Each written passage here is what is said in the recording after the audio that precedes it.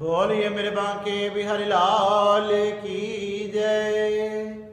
मैं विशाल शर्मा आप सभी के सामने आप सभी को श्री अपरा एकादशी की हार्दिक शुभकामनाएं।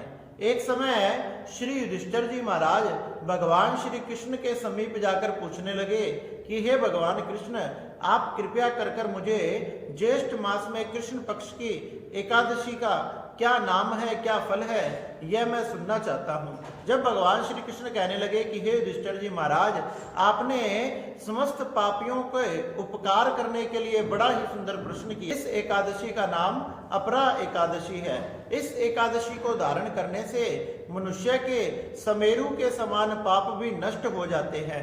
बताया गया इस एकादशी के व्रत को धारण करने से बड़े पाप, झूठी गवाही देने वाला, कम तोलने वाला तथा पर स्त्री गमन करने वाला, पुरुषों का संग करने वाला, इस प्रकार से अनेक प्रकार के पाप करने वाले मनुष्यों को नरक में जाना पड़ता है। लेकिन एक बार भी उन्होंने इस अपरा एकादशी के व्रत को धारण कर लिया तो उनके समस्त पाप नष्ट हो जाते हैं। इस एकादशी के व्रत को धारण करने से जिस प्रकार से जगन्नाथ की, बद्रीनाथ की यात्रा करने का फल मिलता है, वही फल इस एकादशी से मिलता है।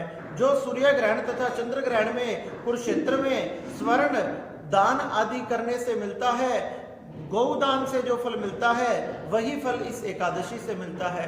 तथा सूर्य तथा बृहस्पति के मकर राशि आने पर इस प्रकार से गोमती आदि नदियों में जो स्नान करने से फल मिलता है, वही फल इस एकादशी से मिलता है। इस प्रकार से गंगा, यमुना आदि नदियों में जो पवित्र स्नान करने से जो फल मिलता है, वही फल इस एकादशी से मिलता है। इस प्रकार से ये अपरा एकादशी बड़ी श्रेष्ठ है। और सुनो, एक समय की बात है, राजा महिजत नाम का राजा था जो बड़ा ही प्रतापी था। महिजत नाम के राजा बड़े धर्मात्मा थे जो कि भगवान की सेवा, पूजा पाठ आदि किया करते थे। लेकिन कोई पूर्व जन्म के अपराध ही थे, उनका छोटा भाई उनसे द्वेष करने लगा और उसी द्वेष भावना के तहत वह सोचने लगा किसी भी प्रकार से मेरा भाई गद्दी से हट जाए, मैं राजा बन जाऊं। एक दिन अवसर पाकर उसने अपने बड़े भाई का वध कर दिया और उसकी हत्या करने के बाद उसे जंगल में जाकर पीपल के पेड़ के नीचे गाड़ दिया। अकाल मृत्यु से मरने के कारण वह भी प्रेत बनकर उस पीपल पर चिपका रह गया तथा वहां से गुजरने वाले मनुष्यों को परेशान करने लगा। एक समय की बात है, एक महात्मा वहां से जा रहे थे। महात्मा की दिव्य दृष्टि उस प्रेत पर पड़ गई।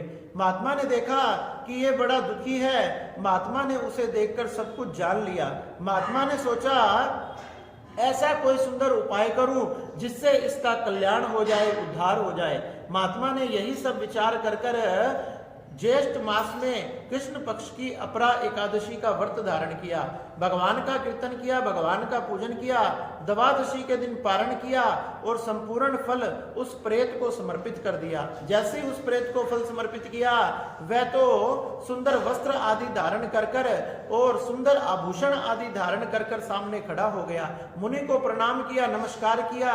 मुनि को देखते ही देखते उसे लेने के लिए सुंदर विमान आ गया।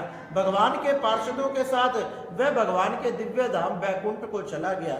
इस प्रकार से हे युधिष्ठिर जी महाराज, ये बड़े से बड़े पापों को नष्ट करने वाली, अकाल मृत्यु को हरने वाली तथा जीवन में समस्त सुखों को प्रदान करने वाली है। इसलिए सभी ने प्राय इस एकादशी के व्रत को जरूर धारण करना चाहिए और भगवान का कीर्तन आदि कर समय व्यतीत करना चाहिए। इस प्रकार से हे युधिष्ठिर जी महाराज, आप भी इस एकादशी को धारण करो तथा भगवान का कीर्तन करो, भगवान का पूजन करो। इस प्रकार से भगवान श्री कृष्ण ने श्री युधिष्ठिर जी महाराज को ये बड़ी ही सुंदर श्री अपरा एकादशी की महिमा को बताया, जो संपूर्ण तीर्थों के फल को, संपूर्ण व्रतों के फल को, संपूर्ण तपस्या, उपासना आदि के फलों को प्रदान करने वाली है। इसलिए सभी ने इसके व्रत को जरूर धारण करना चाहिए।